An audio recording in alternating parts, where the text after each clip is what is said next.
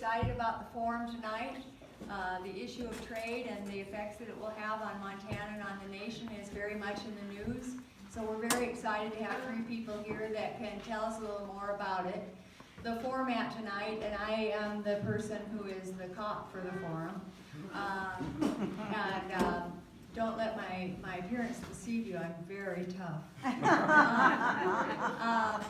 Is that we will ask each of you the same question and give you 4 minutes to answer. Someone will give me the high sign when there's 30 seconds left, or you. Is that Sharon will give you the high sign? I have the high sign. And if you exceed that, I'll wring your neck. Let's trade. Cheers. Ken is going to be asking you the question, and we thought we would start with a very simple one. Tell us a little about yourself. So right here. Okay, my name is Eric Somerfeld. I'm I'm a dirt farmer. But I'm also the State Secretary Treasurer for Montana Farmers Union. I live in Power, north of here, just inside Cascade County now. I had been in Teton County, but now in Cascade County. I raise wheat, malt barley, post crops, and enough cattle to cause trouble. I'm Shane Etzwiler, President and CEO of the Great Falls Chamber. My background, I'm a native of Montana. Growing up with my folks, we moved around quite a bit between Montana and Washington. Been in retail for 25 years, which has taken me across the country. I've lived in 9 different states, 7 cities in Montana. Again, my background being retail, I'm probably not as well versed in the subject tonight as my 2 counterparts on each side of me, but look forward to the discussion, and thanks for inviting me this evening. My name is Bob Funk. I'm the Communications Director for the Montana AFL-CIO, which is not a union, it is a federation of unions. We have 40 unions that are affiliated with the AFL-CIO with over 50,000 members and a total of 146,000 members, including household members. We work private sector, public sector, you name it. We've got members that are working in that. Also, Great Falls is one of our home bases. And there's a reason Trump's coming here in a couple of weeks. Cascade County is going to decide this election for John Tester. So the work that you are doing is incredibly, incredibly important. And I'm really delighted to be here with all of you. Thank you. Let's start with the first question. You can start with Derek. What problems have you seen in U.S. trade policy in the past? Our trade policy in the past has been focused on free trade and not fair trade. It's always been market access. We've got to get into this market no matter what. We haven't paid any attention to any of the disruptions, the other issues that go along with these free trade agreements. If I grow beef here, the Canadians just across the border grow beef there. It's not that big a difference between our 2 animals, 90 miles apart, same quality animal. But if they have lower value to their dollar, that means they get to bring it in here. That's free trade, but that's not fair trade. That's not fair to me. We could have, more access, but lose market share because we don't have rules in place in these agreements that protect us from products entering the U.S. and not truly identifying themselves. Again, with beef, we used to have what was called country of origin labeling. That was eliminated under WTO negotiations.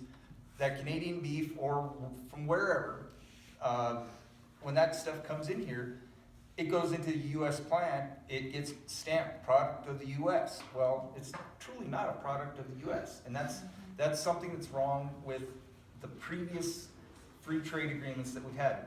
That we don't all get to play by the same set of rules. There's other things called sanitary and phytosanitary regulations. These are real technical trade barriers that other countries use, even though that we have these trade agreements. They use them to keep our products out of their country. Again, grain from the U.S. and grain from Canada. Pretty equal in quality because of our growing conditions. Well, because of regulations in Canada on their grading system, any US grain that goes into Canada is automatically downgraded to feed because it's an imported grain. And that was an issue that wasn't resolved in that trade agreement. It should be, US #1 should be the same as Canadian #1. There shouldn't be a difference, but as soon as that grain crosses the border, it automatically goes into that feed issue, or feed grade, and so we lose value there. So those kind of things are things that haven't been looked at in previous trade agreements that hurt the American farmer and rancher. Great, thanks. Shane? You know, I guess I'll again speak from a general point of view. I believe there's two classes of people, and I don't mean this in a negative context. There's consumers and there's producers. And again, consumers are going to be spending their hard-earned dollars on goods and services, and then the producers are going to be earning and taking that money and making a profit. And I'll share an example with you. My brother, Dusty, he used to spend a lot of time in the bars. And so he's always calling me every so often, hey, I need money for this, need money for that. And I'm like, I have a wife, I have 3 young girls, raising a family, you're a single guy. Let's just take a look at the financial picture for both of us. How much do you pay for rent? How much do you pay for utilities with the other people you're sharing a place with? What are your food bill? And I kind of, again, move things up. And I said, so it looks like at the end of the month, you have about $600 that you can just spend on whatever. I said, you have more net discretionary income than I do, and yet you're calling me and asking me for loans all the time. So that's why I go back to the story, and I asked him, I said, so who are you making rich? Are you getting rich, or is the bar owner and bartender, are they getting rich? Now again, I'm all about free trade and going out and having a good time in a restaurant and having a drink as well too, but when your outgo is greater than your income, you're obviously making someone else rich and not yourself. And so I use that story, and I'm always big on going into history. Being in retail and traveling the country and taking over stores, it's always like, and the chamber as well too, what have we done in the past and where has it gotten us today? So going back and just reviewing some history, I pulled some numbers real quick. GDP in the 60s, consumer spending was about 60% of GDP. Now we're at the 70% level. The last time we had a trade surplus was 1975. So in the 80s and 90s, our trade deficit was about $100 billion. After the NAFTA agreement, it quickly rose to just under $400 million. 2002, 2003, over $400 billion, and almost $5 billion shortly after that. 2006, it grew to $761 billion was our trade deficit. Then we all experienced a financial crash. Took us back down to about $400 billion annually in the trade deficit. And then since then, we've been about $550 billion in a trade deficit annually. Now, bigger numbers. What do we export? We export about $2.3 trillion annually. We import $2.9 trillion annually. That's about that $500 billion shortfall. So again, I think due to consumer spending, I'll go back to who are we making rich. Coming from the retail perspective, we're always looking at margins. How can we continue to squeeze margins out of our products so we can give the consumer a great deal? Obviously, we want to do that. But in order to do that, we have to go to other resources to build those products. Obviously, Herberger's was my background in that store, Cabela stores as well. A lot of companies in America, I'm sure you know, have offices in China. So they can source the goods, make sure that they have quality and meet quality assurance standards. And when they get here, go through that testing as well too. So the reason why they source that is because labor's cheap in those other countries, China, the Asian countries, India. And again, they're trying to do that to continue to grow their profits as a company as well too. But again, to take care of the consumers that wants the product and has a desire for the product, which is great. However, I think that has also led to that trade deficit as well too that we've seen with the expansion of that. And I'm sure some of you remember a number of years ago when the Russians were flooding our markets with cheap aluminum. And again, I like to buy stocks. I like to track the stock market, buy different companies at different times. Alcoa was at $8 a share a number of years ago, maybe a decade ago. Now they're close to $50 a share. We've been flooded with steel imports as well too, cheap steel. And again, what that does is that hurts the American consumer. It hurts the American workers, closes down factories. And I think that's kind of been the problem with our past trade policies. You said it best, might be a free trade policy, but it is not necessarily a fair trade policy. Go ahead.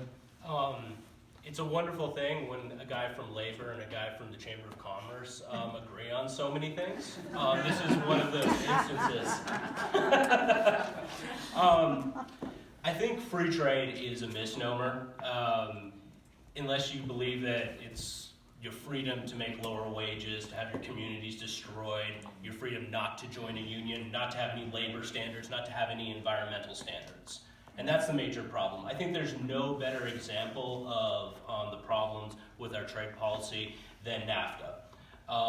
And this is not a partisan issue. That was written by Bill Clinton, and it's been a disaster. In the first 10 years in Montana alone, we gained 2,208 jobs and lost 4,125. That's a net loss of almost 2,000 jobs. It was a major problem. Not only that, the NAFTA bill was written behind closed doors by corporate interests.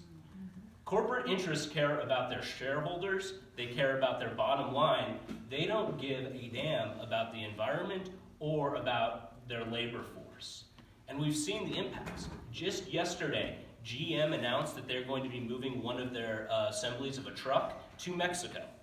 They're not moving, and because NAFTA allows it, because of the free movement of trade. The people in Mexico do not make better, they're not better at making trucks than Americans are. They make them a lot cheaper.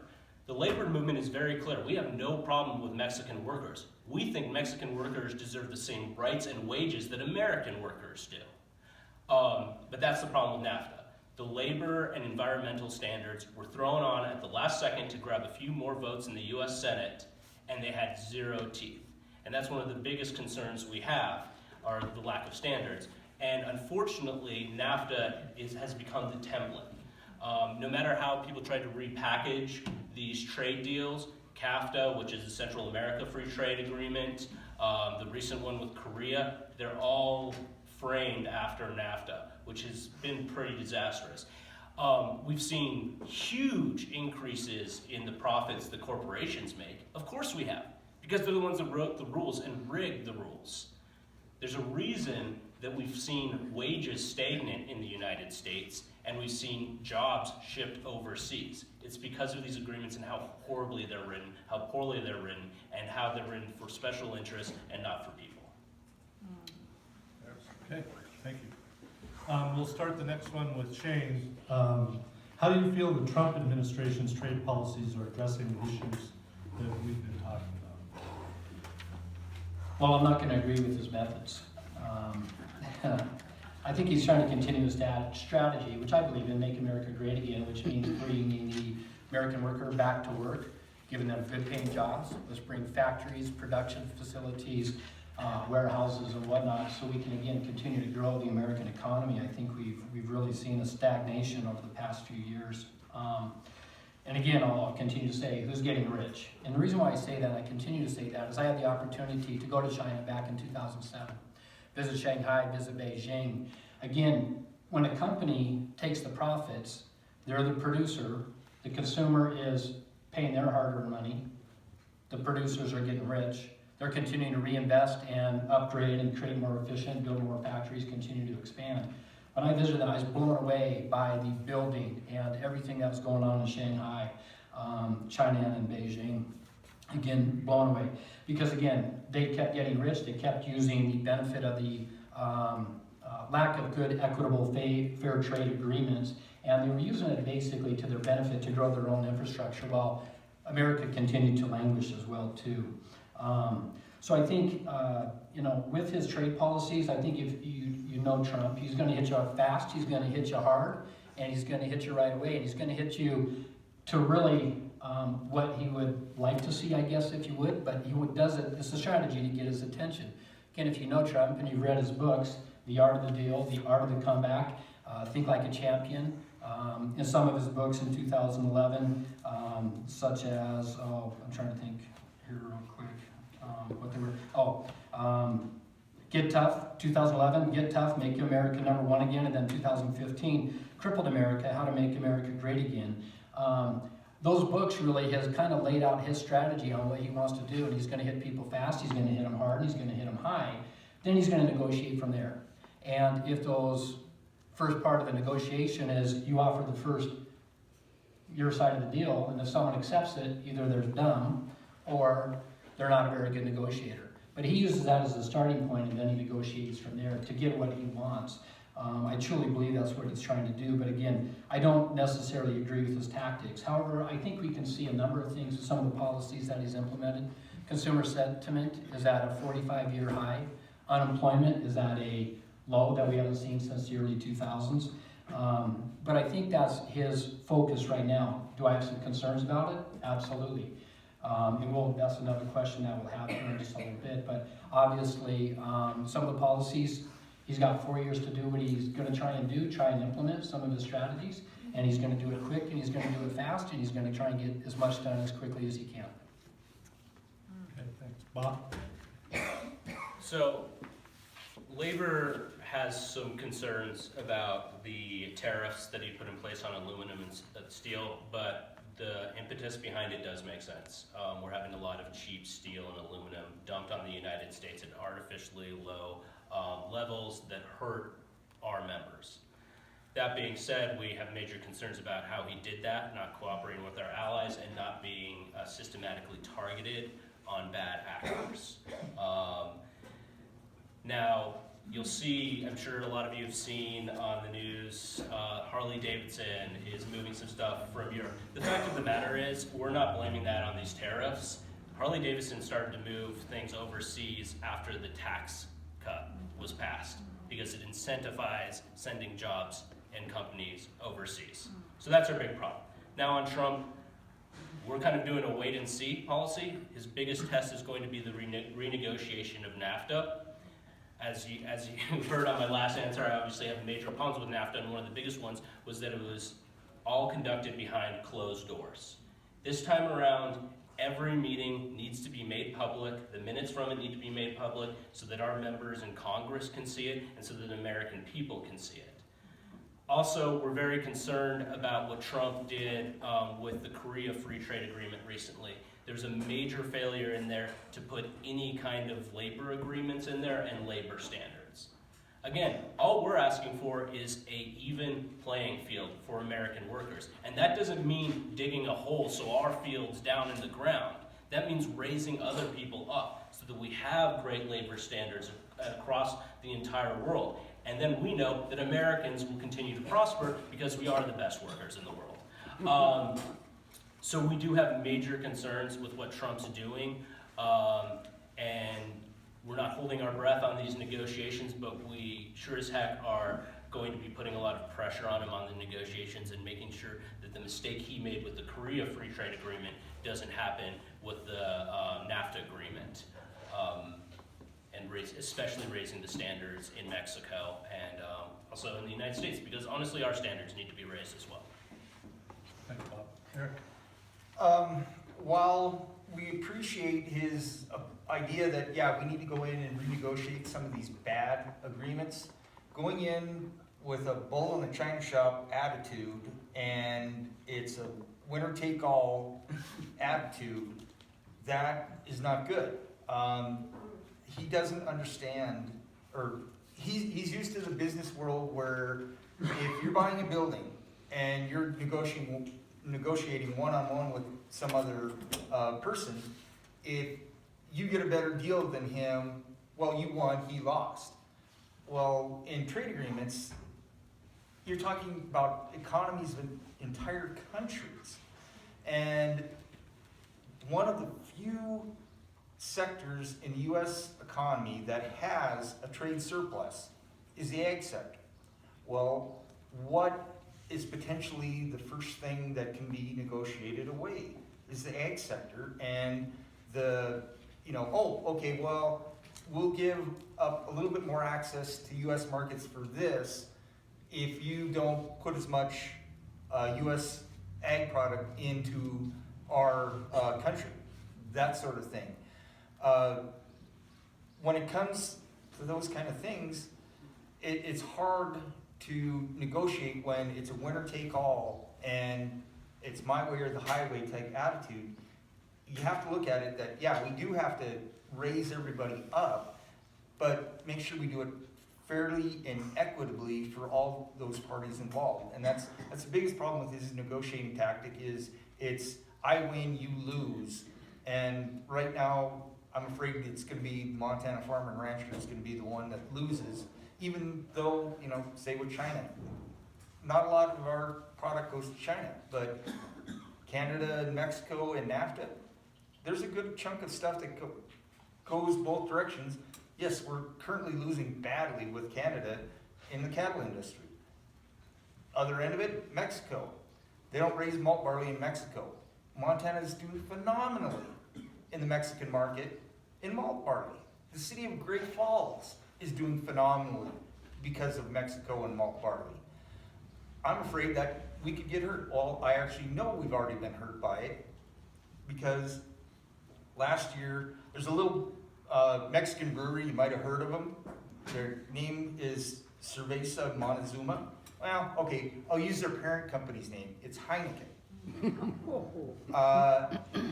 That company, based in Europe, buys about 4.7 million bushels of malt barley here in Montana that's malted at Malt Europe here on the north end of town.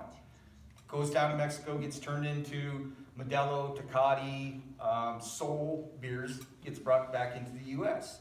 Well, because of the uncertainty with NAFTA negotiations, that European company decided, well, we're going to start sourcing some of our barley out of Europe.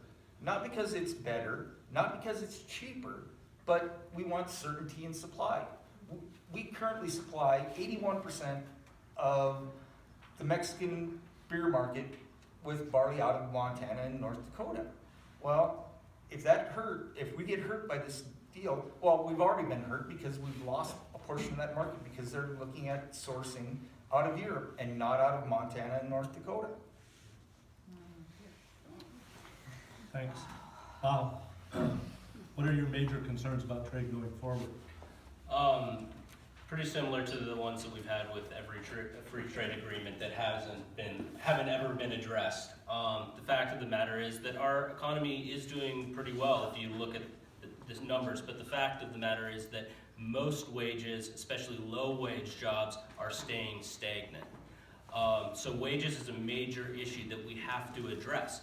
The biggest problem that we have with free trade agreements, is that companies will, as soon as they have those walls taken down, they'll go to the place where the labor's the cheapest.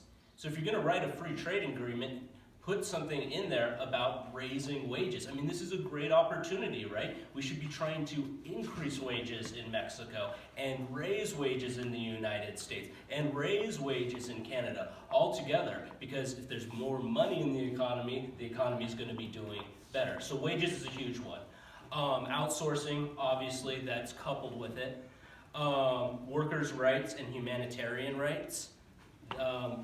When we go to the bargaining table with NAFTA, I'm going to continue to use NAFTA as an example versus the Trans-Pacific Partnership or something like that. We should be saying, okay, we're willing to trade with you and bring down a lot of these barriers, but you need to start giving your workers rights, the rights to organize, the rights to strike, the rights to have a living wage, no matter where you live in North America. Obviously, the depressed wages is, again, a big issue of ours, and corporate interests superseding the interests of the majority. These free trade agreements should stop being written by the 1% that control most of our money, and should start having our oversight. And they need to be transparent. The final thing that we're concerned about is sovereignty. A lot of these free trade agreements, there are clauses in them that basically a corporation that isn't in the United States can sue the United States because, let's say, we put in stricter environmental protections or stricter labor laws. Well, geez, we just lost a lot of money. Now we can sue you in a secret court. I mean, that's insane. We should be working together to raise everyone up, higher standards, and a stronger economy. But we failed on every single one of those points so far. Thanks. Eric? Yeah, again, major concerns with trade going forward, that's, again, it's uncertainty is caused, these trade agreements have caused uncertainty in the markets. Now this uncertainty, markets hate uncertainty. They like everything steady. We mentioned aluminum and steel. Earlier this year, before they were ever put into effect and were announced, just the uncertainty about it, a neighbor of mine went to buy a new center pivot for irrigating his ground. The salesman told him, buy it by May 1st. Well, why? Well, after May 1st, because they're not sure if this is gonna go into effect, they're gonna jump the price of that pivot 20% to cover the cost of the increased steel costs. This uncertainty causes problems in the grain markets. Not so much here in Montana, but the soybean market in the US has probably lost a quarter of its value since the initiation of the trade disputes with China and the tit for tat. Another problem with that is that uncertainty causes these people to do like Heineken's doing. They look for other sources of supply. And that can turn into a permanent thing. Back in 1980, Jimmy Carter embargoed the Russians with the wheat. At that time, 100% of the wheat the Russians imported came from the US. Now, because of that, the Russians, learned how to grow more wheat. They looked for other suppliers. They looked to the EU. It wasn't the EU back then, but they looked to the Europeans to supply their wheat. We've lost that entire market now. I'm afraid that's going to happen this way with the Chinese. The Chinese government told their farmers, you're going to double the production of soybeans in this country. Well, that's huge number when you're talking about the area, the land mass that they occupy, the potential that they have if they modernize and do things to the scope and level that the Russians did. We could end up being, sitting there with tons and tons of soybeans and no place to go with it. Well, what does that mean? Soybeans. Well, no, that affects every other market, including wheat and barley here in the US because it's used as feed. If it becomes so cheap that they can't get rid of it or they can't grow it profitably, they're going to switch into something else. Wheat, probably not barley, but wheat, they'll switch into something else. So this uncertainty that these negotiations are causing can cause long-term ramifications with trade for the US, for Montana, for the city of Great Falls, because it's not being handled correctly, and we could end up being hurt terribly because of the markets don't know what's going on, so they find something stable, and right now it's not the US. Thanks. Yeah, I concur. When I take a look at things, I always take a look at the short term and long term. Short term there's always a benefit, but then there's also a cost. And then when you have the long term view, there's always a benefit, but then there's also a cost to that as well too. I think what's going on right now, we're seeing the whipsawing of the markets and whatnot. I guess my greatest concern right now, short term, is these countries looking at other supply chains, specifically in the agricultural market, because that's where the retaliatory tariffs are going to come back through as they're going to hit us in the ag market. So whereas China imported $450 million worth of wheat last year from the US, they also get it from Canada, they also get it from Russia, Australia. So there are also our top competitors. So they're going to be sourcing it. They're going to be making sure that their supply chains continue to be full as well too. China right now is sitting on a wheat surplus. When you take a look at the wheat market and what's going on, they're sitting on a lot of wheat already, and that's kind of causing some fluctuations, keeping the price depressed as well too. Again, I'm going to share a little bit of a story with you. I've been in retail for a long time. I've done a number of other things. I've worked on a farm for a few years. I've done housing, construction, and whatnot, but I mentioned investments. So for a while I worked for MetLife. like to sell investments, insurance products, and things like that. MetLife had a philosophy with the company. It was called win-win-win. 3 people have to win. It's not one win, one loses, as was mentioned earlier. And it's not just win-win. There's got to be 3 people to win. And MetLife had the philosophy of the company has to win. Okay, we need to make a profit. Our employees who live on commission need to win. And the consumer, the person that's buying our products, need to win too. It needs to be fair. It needs to be equitable, and the triangle needs to be a equal triangle. It can't be skewed either way. If it skews one way, then someone's losing and the whole business model collapses. So that was back in the, late 1990s. So I've been with Herberger's for 12 years, left for 14. I was invited back to come back to Montana in December of 12. So I ran the store here in Montana for a year and a half. This is a great store. It's one of the best stores in the company for Bonton. Out of 280 stores, it ranked in the top 100, top 75. So a great store, great margins, great profit. But they always struggle to have a comp sales increase, which stock market, they're driven by the short term. And so 1 month we had a sales increase. And so I went and I did a calculation on that 1 month. And I said, we've had these decreases. And I went back to 2007 before the crash and saw the crash and saw what sales were doing just in this 1 month. And while sales are going down, gross margin is going down to a greater extent, which means we're buying the sales. We're buying bad profits. And the month we had a sales increase, our profits were lower than the prior year when sales were less. So I sent that information, or I was talking to my regional vice president, I say, we're buying the business. We have lost gross margin, millions of gross margin, just in this 1 month alone. We don't have a sustainable business model. Who is winning? The consumer. Who lost? The company, the employees. And that's why I go back to that win-win-win mentality. And we mentioned product, we mentioned raw materials, we mentioned labor. We have to win. And my concern right now is that with the tariffs, while I, in theory, agree with him, he's trying to level the playing field, and I don't agree with his tactics because we could lose market share. And definitely my concern is the backlash to the ag market as well. But we need to kind of think of this win-win-win philosophy so that all 3 parties win. So same thing with Cabela's. With Cabela's, fantastic company, bought out by a competitor. Cabela's had gone public. They were bought out by a privately held company, Bass Pro. Again, working for the short term, trying to meet the stockholders' requirements of growing sales, buying sales, bad profits, consumers are winning, companies are losing. Then I worked for Hobby Lobby for 4 years, privately held company. They went from 400 stores right after the financial crisis to 550 stores when I left, and they're well over 700 stores, and now they're in Great Falls as well too. Why do those companies continue to grow, privately held companies, when we have publicly traded companies? Retail does seem to struggle. Don't get me wrong, retail's going through some dynamic shifts these days, and if you want to have a discussion on that, I'd be happy to join the panel again. But the challenge is, again, short term versus long term. You can make the quick, easy decision short term and get a nice gain and a nice win right now, but if it's to the detriment of a long-term loss, it's not a good decision in the short term. That's my concern right now, is some of these short-term things that are being thrown out there and what it's doing to the markets.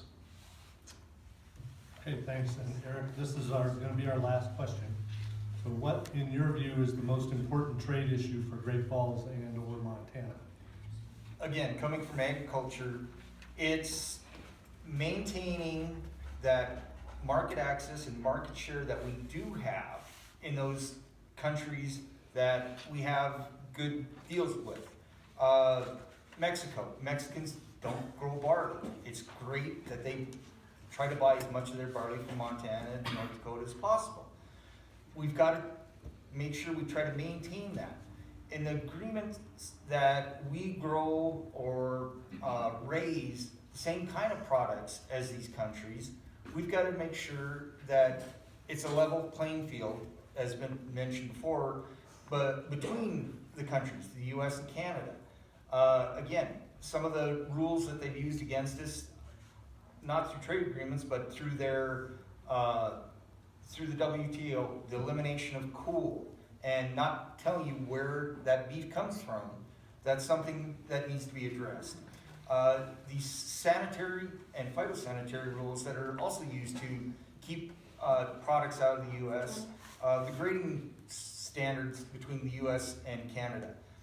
China, they're horrible with claiming that we've got some sort of disease here in Montana that's only found in Arizona. But we've got it here in Montana, so if they want to, they'll shut off our wheat imports. Well, it's never been proven that this disease is here in Montana, but they'll do it. And again, the only way to fight that is to go through that long hidden court system in the WTO. And we're never gonna win that fight, so we end up losing those sales. So it's keeping the good portions of the agreements that help us, but also at the same time working to improve the bad ones. And I know that's a tough thing to do, but that's going to be the importance is making sure these are good, fair trade agreements, not just free trade agreements. Shane? You know, again, I'll go back to what Trump likes to do. He likes to hit you hard and fast, and let's throw this agreement out, let's throw this agreement out, we're gonna do this and that, and that's his first shot to start negotiating from there. Again, my concern is the whipsaw, the backlash, the retaliatory tariffs that are gonna be, imposed and threatened to be imposed as well, too. My major concern, again, for Great Falls and Montana is our ag industry, obviously. We are rich in natural resources. We are the top producer in wheat, malted barley, the pulse crops as well too in the nation. And if these retaliatory tariffs are implemented, then obviously that's going to hurt us right here. I'm sure many of you know ag is important to Great Falls and the local community. Do you know how important? There are 7 ag districts in Montana. The top two are the one right here that Great Falls sits in and the one just north of us, the Golden Triangle. In 2015, net farm income between those 2 districts, $200 million net farm income. That's a huge impact in Great Falls. And that was in 2015 when cattle prices took a tank. That's when wheat prices took a tank. And so the challenge now is we haven't recovered from that as well. Great Falls has had some economic headwinds, not only the ag market, but also the Canadian exchange rate as well too, being below 80 cents on the dollar in the last 3 years. Less Canadian visitors coming to Great Falls as well. So we've had some difficult economic headwinds. So again, my concern is when we start talking trade and throwing out these agreements, then obviously these countries are going to start looking for other sources because they're not going to want to break their supply chain as well. So I'll go back to that again. While we say we want to throw these out, we need to join with our allies. We need to join with Canada. We need to put together good, smart trade agreements that does level the playing field, but they need to be beneficial for all parties as well too. And obviously the goal is with the tariffs, part of it is to let's make the playing field equitable because they do have such cheap labor in these other countries. We impose a tariff, now it does make it equitable for American countries, or American companies. I'm sure you remember again last year, and again I like to kind of pull up history a little bit because it's kind of a starting point, but Anheuser-Busch, an American company, bought out by InBev. What they do last year to our contracts with our malt barley farmers, they cut them 40%. So obviously that again causes ripples across our local market, state market as well too, and it has been said that again, that uncertainty is what causes people to tighten up their pocketbooks, tighten up things, and then we see the ramifications specifically in here in Great Falls, being such a strong retail trade area, and we are, but it's frustrating to see local retailers, businesses, and restaurants close because pocketbooks clamp up because they aren't sure what's going to go on in the future. Thanks. Bob? Yeah, so I also agree with everyone in terms of this community specifically. Obviously, agriculture is really important, and that's why we need trade deals that ensure things like country of origin labeling. I'd never heard it called cool before, but that's awesome because it is cool, and we should have it. And Senator Tester was a big advocate on this, and we really need to bring it back. And so that's an example of something that a free trade agreement could improve on. The second thing, obviously, is having agreements that work very favorably with Canada to our benefit and theirs as well, since they are very, very close to us here. The third thing is we need to make sure that workers aren't taken advantage of. our workers in this community. And I'll give you one example. A year and a half ago, the iron workers came in and organized ADF, the plant here. ADF is a Canadian company. It's great that they brought jobs here, but part of the reason they moved their plant here is they could pay people less in the Great Falls community than they could back home in Canada. So we are effectively becoming the Mexico to Canada. So those are the trade agreements that we need to correct. Luckily they did organize and they were able to raise wages. They were losing people like crazy because the turnover was so bad with such low wages. And so you were losing young people that were just becoming welders that wanted to make Great Falls their home, but they couldn't afford it, so they left. The turnover was something like 60%. I'm not totally sure on that number, but it was astronomically high. And that's part of, that's a perfect example of what's wrong with our trade agreements. If they have high standards in Canada, we should have those same standards and still welcome them to this community.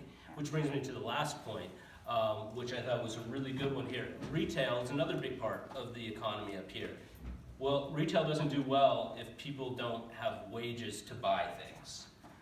So when we go to trade agreements, we need to ensure that not only are we raising the standards for Mexico, but we're raising the standards across the board so that people can make a life here, can raise a family here, and can spend money in this community. Yeah, very good. Thank you. We'll be here all week.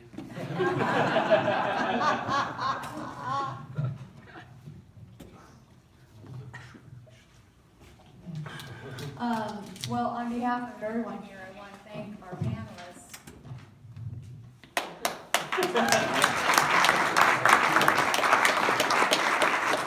I don't know about the rest of you, but I learned a lot. There were 3 distinct perspectives and a lot of specific examples, and I think it was very beneficial. We're opening it up now for questions. Your questions can be either for clarification or for further questions. Just to remind you, if you want to direct a question to a particular person on the panel, they are Eric, Shane, and Bob, respectively. So out there, yes, you. Yes. Could you introduce yourself? Yes, I'm Elsie Tuss and a member of Farmers Union. Thank you. And I think it's very important for all of us to know the tie between the farm bill that's being debated and the help for people, conservation, but also the SNAP and all the food. Tying agriculture and food is very important, and that has been done in the past farm bill. And they keep saying, well, this isn't really part of the farm bill. Agriculture, I mean, feeding people isn't part of the farm bill. Anyway, if some of you would like to know more about it somehow, let us know how the farm bill now, we need to tell our congressional people to keep that good. Eric? Yeah, again, Farm Bill is up for debate right now in the Senate. It is very important. Dealing specifically with trade, there's a couple areas within that Farm Bill that are very important. Again, in the nutrition title, within the school lunch program, there's a Buy US program within the school lunch program. Well, that's protecting US producers of grains, meats, vegetables, all sorts of things with this Buy US program. Now that's something hopefully doesn't get challenged in, say, the WTO or something like that. There's 2 little programs in the whole grand scheme of things in there. One called Foreign Market Development and Market Access Program. These are 2 programs that people like the Wheat and Barley Committee here in the U.S. use to bring foreign trade delegations here to Montana to look at our high quality malt barley, our wheat, our pulses, our beef, and use it to sell those. But it also allows us to send our producers over to these other countries and see how what they're looking for specifically within their area. We've had, I've had two trade delegations on my farm and have met with a third here in Great Falls. And, you know, we wouldn't be able to do that and sell Montana products if those programs weren't in that farm bill. And, you know, the administration has tried to cut them through budget and that sort of thing, but luckily our congressman and our 2 senators have worked very hard to make sure that they defend those programs because they know how important trade is to Montana. Thank you. Anything to add from the other two?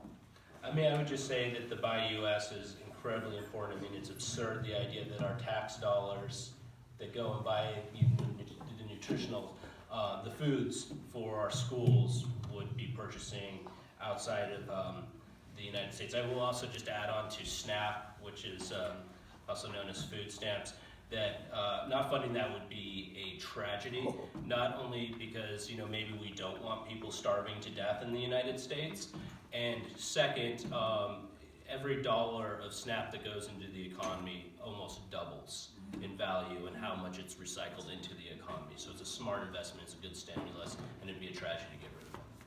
Thank you. There was another question. Arlene. This is Arlene Reichert, framer of the Constitutional. I am interested in genetically modified foods, and I know many other countries outlaw genetically modified foods. We're proud in Montana, we have many organic farmers, we have the timeless seeds, but I'm wondering, in all this talk about trade wars and food, are they addressing anything to do with genetically Monsanto specifically, and genetically modified foods? Because many other countries just outlaw them. You gentlemen have anything to say about genetically modified?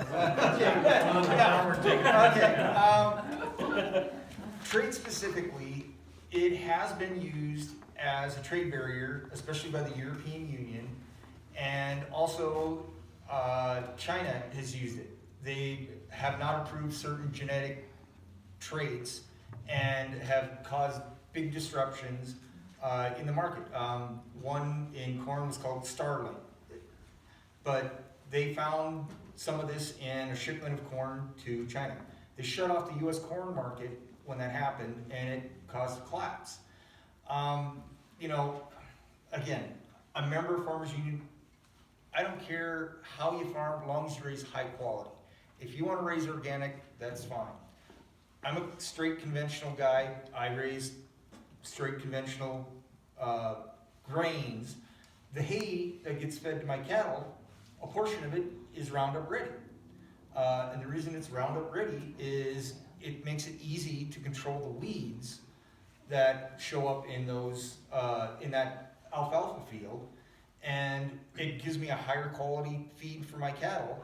And I would say there is no study that has scientifically conclusively proven that that cow eating that alfalfa will have that show up in that beef when it's slaughtered. So I view it on all sides, but it is being used as a trade barrier by the Europeans and the Chinese especially, because again, they're protecting their market because that's what they're doing. It's not that they disagree with the science behind it, it's they're protecting their market, their farmers, those sort of things. It's not that they disagree with the science, it's they're protecting their domestic producers. Any other questions? Yes, Elaine. I don't have a question, it's just, I guess a comment. I think it's wonderful that the unemployment is the rate where it is today. What is it, 3.8? But when President Obama was in office in October of '09, it rose to 10%, and he inherited a terrible mess.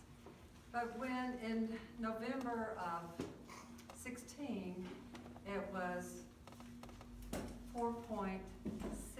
So we're talking about 0.8 difference. And so when people are screaming how great it is that it's 3.8, I think we have to remember what it was when President Trump took over that office. I just had to say that. You had a question. Yeah, I'll just, absolutely.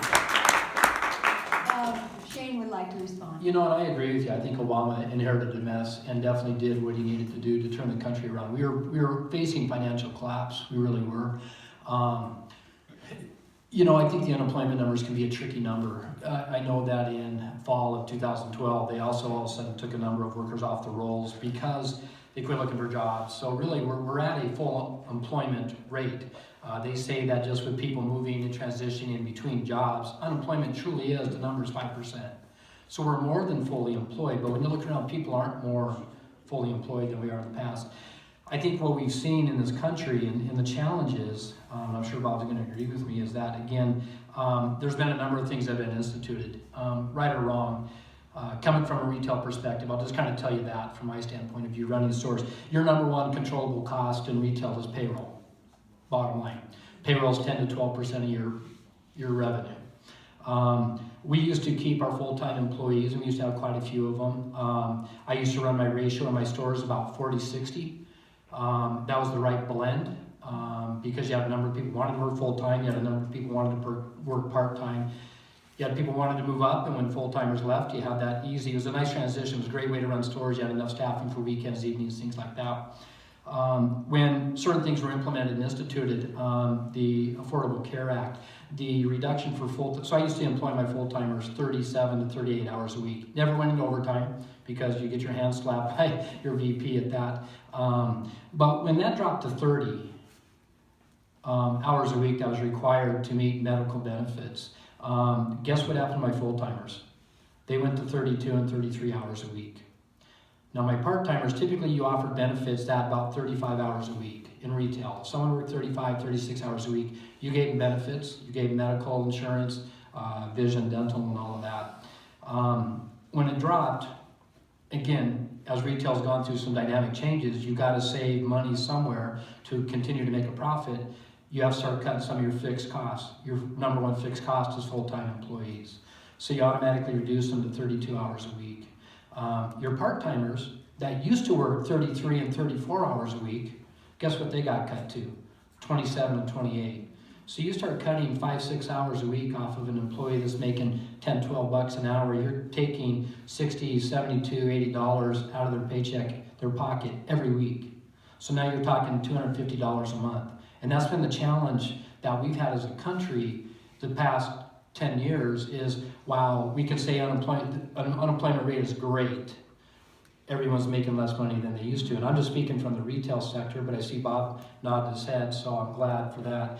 But that's been the challenge. And then we did have a meeting that Cheryl invited me to with Senator Tester as well, too. Whether it was the past administration or the current administration, this uncertainty is what causes people to freeze. And I don't care what administration it is, when you start, I call it jerking people around, and we saw it in the retail stores, I saw it, to get sales. Well, put this on sale, take this off sale, get employees in here to hand out coupons, we're giving stuff. You keep jerking people around, people all of a sudden start freezing, and they don't make good long-term capital investment decisions because they don't know what's coming down the road next. And that's a challenge. So good point, and I'm glad you made it. Do you mind if I just add one? Would want you to respond. Yeah, thank you. Yeah. I mean, just a low unemployment rate, just to dovetail off of that, does not correlate with rising wages. We've actually had a number of incredibly strong economies in the last 30 years, and wages have been stagnant. If you look at the strong economy post-World War II, over 30% of workers had a voice in the workplace. So they could say, hey, guess what? You don't have a lot of other people to hire, so we're going to demand higher wages. Well, those laws have been systematically destroyed over the last 40 years, and that's where we have a problem. So everyone in the United States can have a job, but, for example, in the 90s, when NAFTA was passed and we had a pretty strong economy, worker anxiety and uncertainty was a major issue. So people weren't willing to go in and say, hey, I deserve a raise because I'm the best person for this job. I might also be the only person you can find for this job. But since they were so afraid of their job being outsourced, they didn't demand those raises. They just didn't have a contract to operate under. So yeah, definitely. All of the, yay, this is great about the unemployment, it is. I mean, it's great that someone that didn't have a job now has a job. But if you're still dependent, like Walmart employees, on government services because your wages are so low, I'm not sure that's a victory. And if you don't mind, I'll just jump in here real quick too as well. Again, from a retail perspective, a couple of things. You know, Hobby Lobby, you know what they pay their full-time hourly employees? $16 an hour. And yet look at them continue to grow and thrive and survive in this tough retail market. It goes back to the win-win-win. Companies investing in their employees to give good service, making sure the product's on the shelves, giving great customer service, and yet still being able to make a profit and grow that company is admirable, very much so. Except they don't cover healthcare for women. They do. They do. But no birth control. They do. So that'll be another discussion, but they do. I work for them, so I do know. The other comment as well too on that is that my concern is with the low unemployment rate, and then you also take a look at the labor participation rate, and you take a look at the wages. We're still back in the late 70s, early 80s for both wages and even you take inflation into effect and the labor participation rate. If the economy's going so good, we should actually see an increase in unemployment, because we should see more people dust off their resumes and say, now's the time I need to get back into the workforce. But we continue to struggle with workforce, ADF in particular. We just had them come and speak to one of our committees. They struggle recruiting, they struggle retaining, and there's just a number of challenges there, and it's due to wages. They pay an okay wage, but you could go work retail at Hobby Lobby and make the same amount as the guys working in the shop welding. Bob, last question. Well, I'd also like to say that the 3.9% figure excludes the agricultural sector. That does not include the agricultural sector. Certain industries within the ag sector are very short on labor. The dairy industry and the vegetable industry are massively short on labor. Why? Because they're very tough, back-breaking, long hours, jobs that you can offer. I know a guy in the Bitterroot Valley, he'd offer $25 an hour for somebody to come milk cows. He'd keep them there for 2 weeks and then they quit. Yeah. But because they can't stand, you're up this early in the morning for 3 hours, you do that, the end of the day, 3 hours again, and it's hard work. And you don't get time off. It's boom, you're doing this constantly. And he can't keep somebody from that area there. And he goes, you know, the guy handed me a piece of paper with a social security number on it. That's all I looked at. I didn't care because he stays there and he works. And there's problems in the ag industry. And, you know, some of it is because of the tough positions that we're looking and trying to fill. Part of it is also lack of skilled labor that's allowed in from outside the U.S. During the harvest season here in Montana, you see custom cutting crews coming through with the giant machines. Well, a lot of that labor force comes out of Europe and South Africa, and those are young guys that know how to run these machines. It's a skill and a talent to run one of those machines and do it efficiently. Well, we've cut back on those visas to allow those guys to get into this country. So those crews are hurting for labor. So, you know, there's problems in the ag sector, in employment, and, you know, I don't know how you solve them, but again, it's tied to immigration. Thank you. Bob, See if I can get it this in. is Bob Dickinson. You know, you're talking about these tariffs that different countries are, you know, raising their tariffs on goods, and we're raising our tariffs on goods, and so on like that. And eventually that leads to kind of isolationism. And we, you know, it's been kind of proven it's not very good for your economy at all if you get into an isolationist type country. What's your take on that? I'll leave it open to any of you. I mean, I don't think any of us here are for isolation. That's why the tariffs some of them are well-intended, some of them are having negative repercussions, and I think but it's all in how they're executed, and we didn't bring our allies to the table before we implemented these tariffs. That's an isolationist move. But in terms of free trade agreements, I don't think anyone's against opening up trade. It just needs to be done in a way that benefits the people in this room and in similar situations all over the world versus the deep-pocketed special interests, Wall Street and DC. So yeah, I think isolation's a bad idea, just to be clear. Let's just start doing anti-isolation in a smarter way. Thank you. Brianne, you had a question? Well, I wanted to circle back on what Bob started with and how important Cascade County is and moving forward and remaining nonpartisan. I wanted to know, maybe even from Eric, the impact that the election could have on all of this, on you and especially our senator, and anything else that you might want to comment on, because it's a big deal for us, for Cascade County to be such a player in this, and we need to activate ourselves in ways that are important. So. Okay, again, Montana Farmers Union is a nonpartisan organization. We represent all sides. On our board, we've got 2 Republicans that sit on the board, and we go round and round on issues. But there's one thing we do agree with, that Senator Tester has been very good for agriculture in Montana and the U.S. as a whole. So, personally, yeah, best thing in the world we could do is re-elect him. He's in the business. He's in the ag business, so he understands it. He's an organic guy, but he understands my perspective as a conventional guy. No, I lost my train of thought.